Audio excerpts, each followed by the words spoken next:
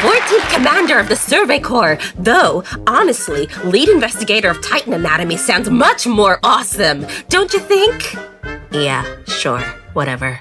I'm Raven, the person wondering why I agreed to sit next to someone who smells like gunpowder and sweat. I love the grumpy ones. You remind me of my captain, only with better hair and more magic. Can we get on with it, please? All right. This one's for you, Raven, from Shadowcloak. If you could swap places with anyone or anything for a day, who or what would it be? A rock. A very quiet, very inanimate rock. In a dimension where nobody talks to me, nobody needs saving, and the only force I have to worry about is erosion. I actually tried that. Not the swapping part, the becoming part. I once spent 6 hours crouched inside a Titan's crystallized hardening fragment. I thought if I could synchronize my breathing with a mineral structure, I might actually understand how they manifest physical matter from thin air. And did you achieve geological enlightenment? No, I mostly just got a cramp and a very stern lecture from Levi, my captain, about wasting precious military resources. I like this Levi. He sounds like he's got the right amount of soul-crushing pragmatism. Do I dare ask, what would you be?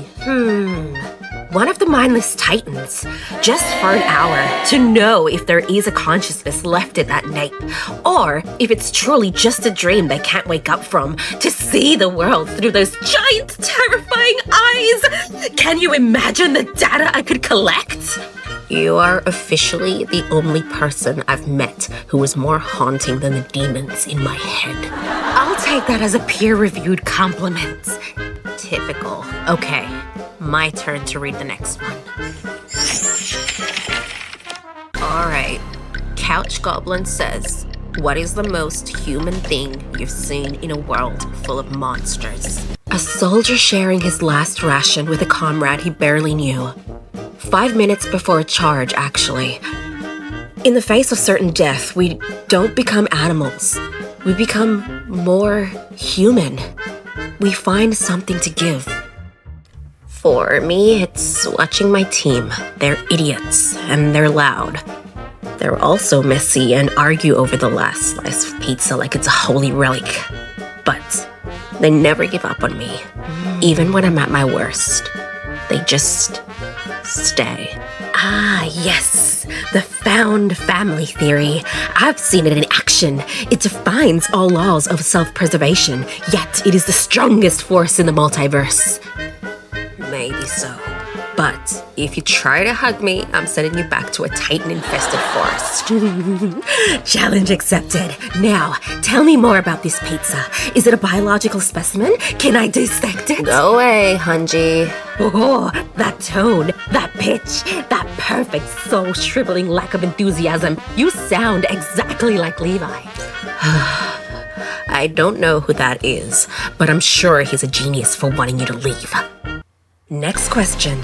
What do you think about caffeine resistance, Hange? That's an interesting one.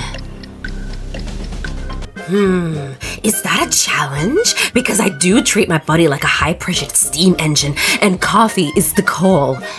Explains the twitching and the yelling.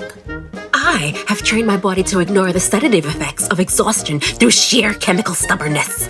I've essentially conquered one of the greatest weaknesses of human condition. At this point, my blood is basically 40% dark roast and 60% curiosity. If I actually let the caffeine levels drop to normal human levels, my brain would probably go into shock from the sudden lack of velocity. It's not an addiction. It's more of a strategic biological upgrade. It's an addiction. Someone get her a decaf or a sedative. Raven, how did you find love despite everything life has thrown at you? Damn it. I didn't find it. I stopped fighting it for a long time, actually. I thought love was a liability. When your emotions can literally trigger the end of the world, you tend to treat affection like a loaded weapon. I spent years building walls, thinking that if I didn't let anyone in, I couldn't hurt them, or they couldn't lose me.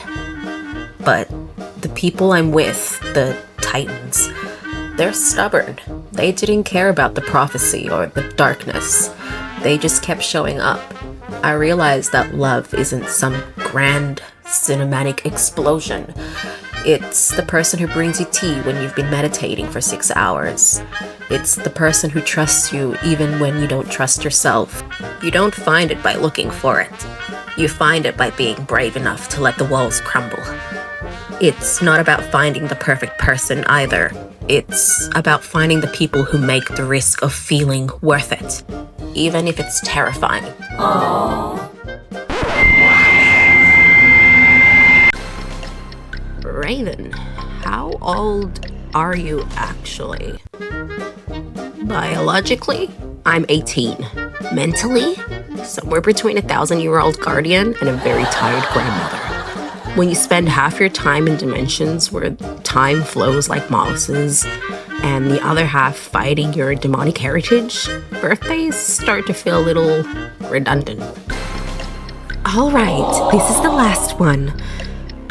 Hange, can you help me get a date with Mikasa?